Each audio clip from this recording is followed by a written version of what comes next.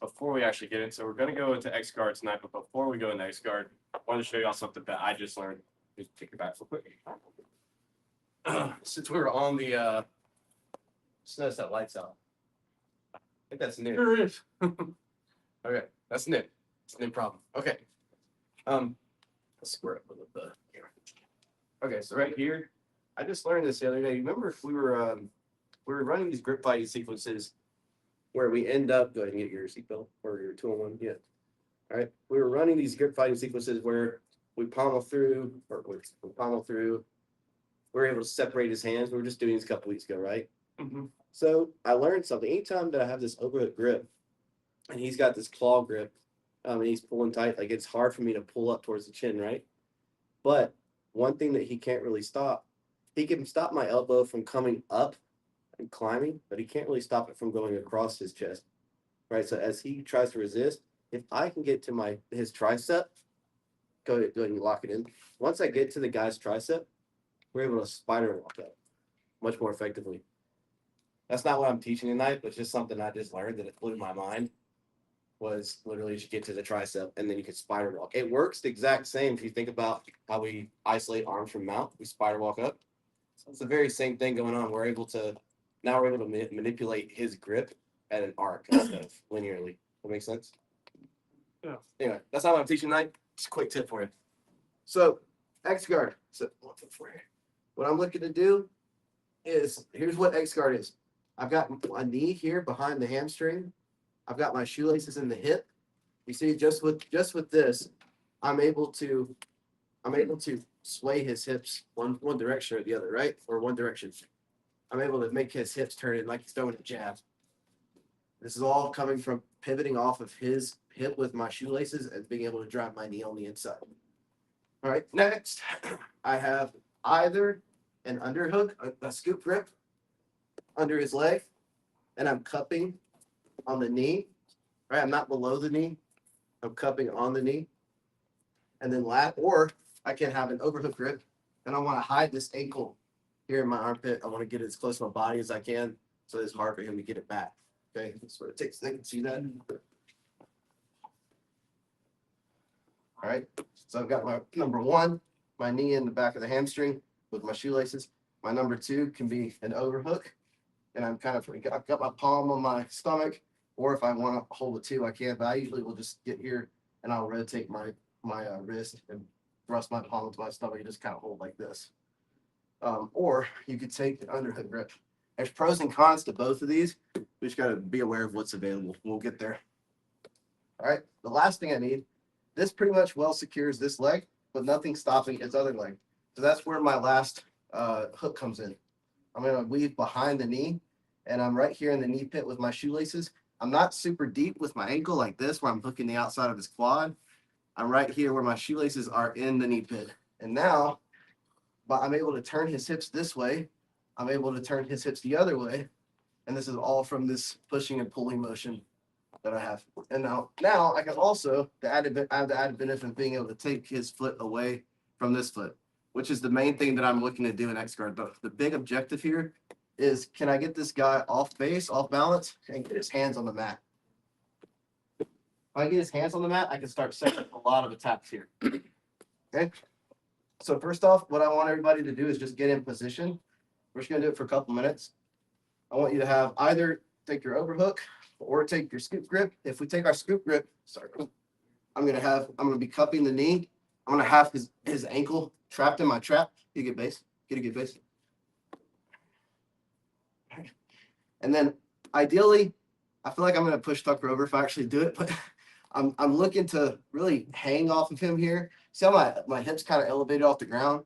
I'm not like flat on my butt like this. I'm active with this knee, right? The reason we want to be active with this knee is because if I get lazy with it, back step with your knee and then collapse down with your knee hard. That's what happens to me. All right, I'm going to get my guard pass.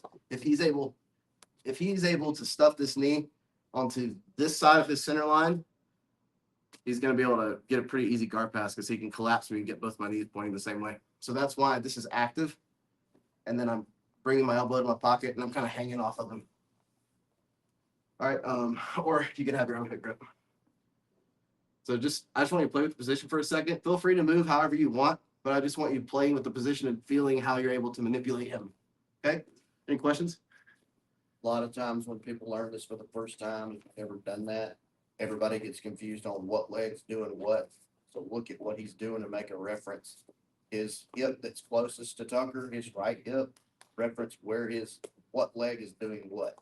Yep. That's the leg doing the work in the beginning. 1, 2, 3. And then you can play with this however you choose. So either side that you're on, the leg farthest away from your opponent is the one coming in secondary and going under that far leg.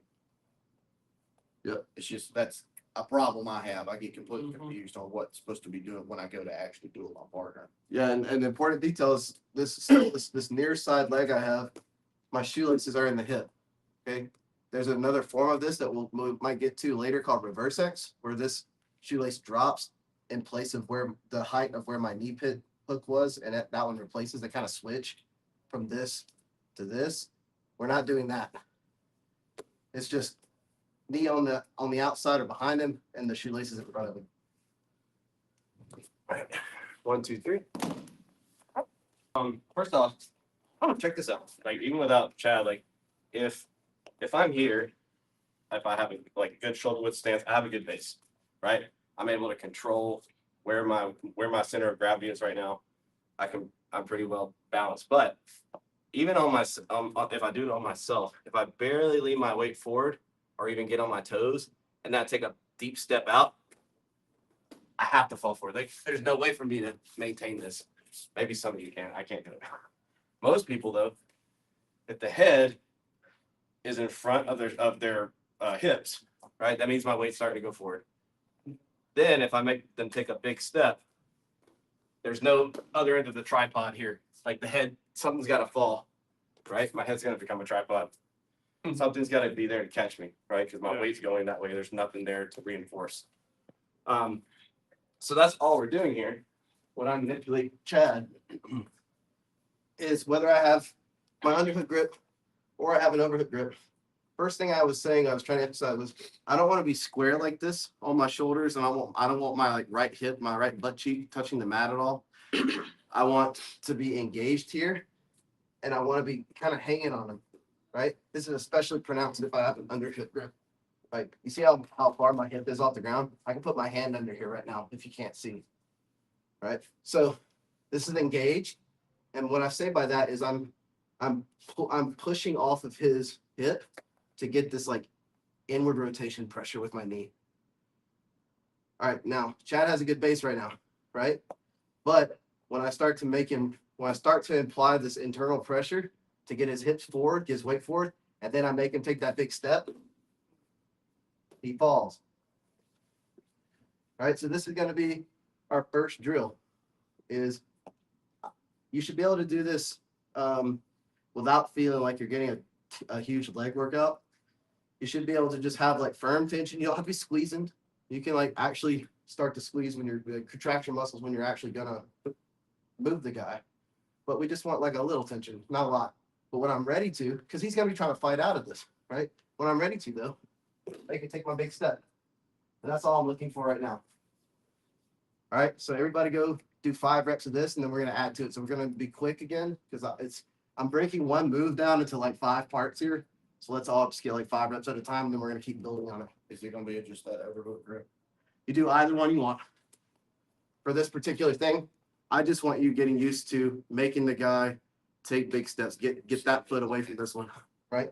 So you shouldn't feel like you're working too hard, and I should be able to take him away and make his hands fall on the ground, and that's it. All right. Any questions on that? All right, 1, 2, 3. No. All right. Our first sweep movement is going to be, again, you choose your adventure with your hook here. For this particular sweep, it's not going to matter. But my first goal is still the same that we just did. I'm going to be looking to make him take a big step away and make his head, his body weight, his head continually go this way by driving this key and starting to also, one thing I didn't mention before is as I kick him away, I use him to help me sit up. See this? All right, come back. if I just kick and he goes away, I don't actually come up to a hip. But if I extend and I look to let him pull me up, to sit me up to my left hip, I can build this height and keep this constant tension that I need as well. I'll feel like I'll actually make myself really long if I don't move myself. If I keep my spine here, I'm going to make myself long, which is going to make me weaker. But if I'm here, I'm the same amount of distance that we just were when I was on the ground, like my head from his head.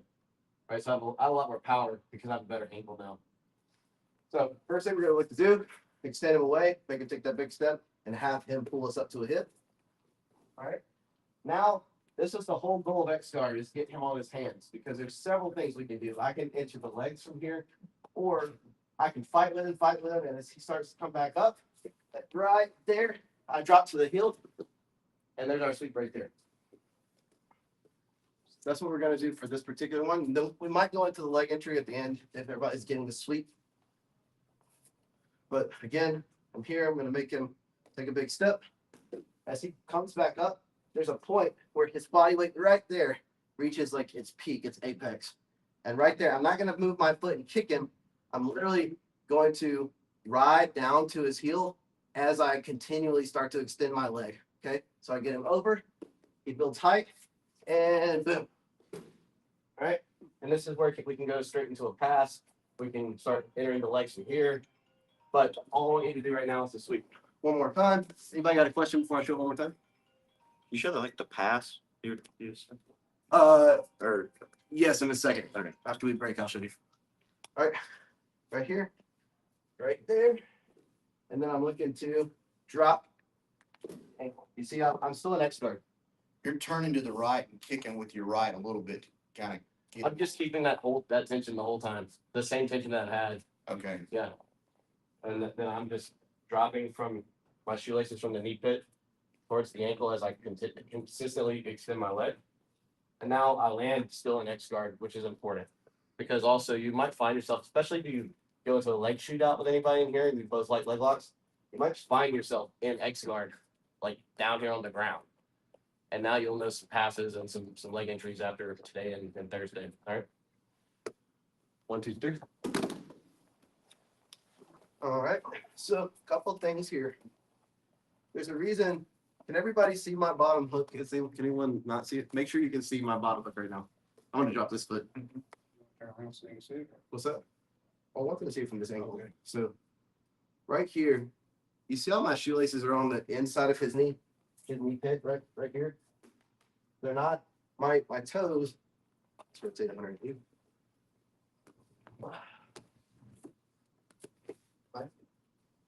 See how my toes are barely visible? If you were standing right here looking at his knee, you would barely be able to see my toes. Versus if I start getting ankle deep, where now my ankle's on his shoelaces or on his knee pit, you can like see all my toes back there. That makes sense? That means we're too deep for this. I want my shoelaces like right here in the knee pit, because if I have my knee this deep, as I start to extend, watch what happens to my hook. I completely lose it. His knee starts to climb my leg. It's much harder for me to track him versus if you come back, if I'm here in the shoelace, I can track him through the whole movement. Okay. The other thing is here, watch how big of a step I get if I'm ankle deep. Okay, versus come back. I can get way more with just slightly different angle. Right? So that's why that detail really matters. We don't want to be here because as I go, if he could start to collapse this leg right now, he'll just pass it, and it'll be quite painful. Oh yeah. Maybe not Chad does it, but yeah. Make a brace for it. All right. So next move, I just want y'all to think about that detail. Next, it's the same sequence. We're just building on it. So I'm making him take the big step, pull me up. I'm going to get his hands on the mat. Okay. Now, right here, there's several things that we're going to be doing in this moment live. He's most likely going to be looking to build back up. Some guys, if they know what your game is, they might be a little more hesitant. They might fake going back up for a second to see what you do. But generally speaking, what I'm looking to do as bottom player is keep his hands on the mat as much as I can, make him have to hold his body weight as much as I possibly can, And then as he tries to come up or bring his head into me, I can post up here. And this is like the position that we start having the battle in. But he's doing way more work than I am because I'm just framed up on the armpit and I'm just keeping a little tension in my hooks. He's having to hold his whole torso up, okay? And I'm trying to tilt him to as much of his weight on his hands as possible. All right. But this is where we get stuck. But eventually, we might give him enough resistance where he forgets our game, whatever. But eventually, we start to give him a little less resistance. We let him get back up. We let him go.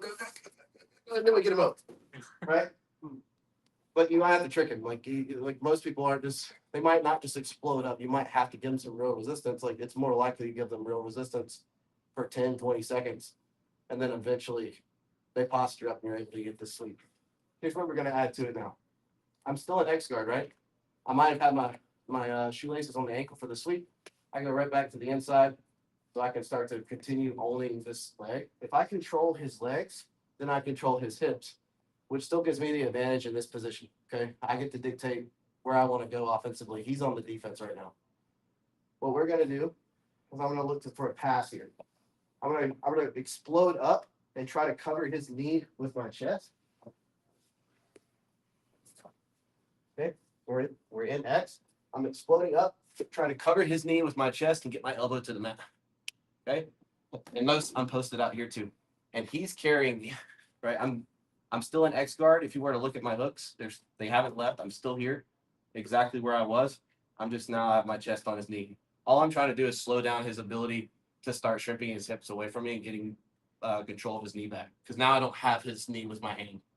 Okay, so I'm just slowing it down. Next piece, this is one. Next piece, I'm going to start rotating through with my elbow to the mat and driving this knee towards the mat as well. Continuing to have connection with him the whole time. Right? There's a point, I'm at it now, where I'm still an X guard, if you look at my hooks, but there's a point where I can't be an X guard anymore. I have to back step now.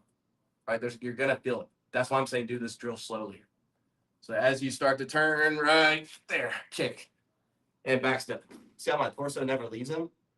And I still have that hook from X guard. And now I don't, right? So I want you to take it in steps, go through the whole sweep, or do everything so far. And then when we get here, we're going to have one, which is explode up.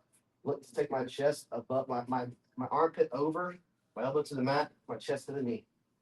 You see, I also stuff it as I sit up. I'm just trying to control it. I don't want, as I come up, I don't want him to just yank it back.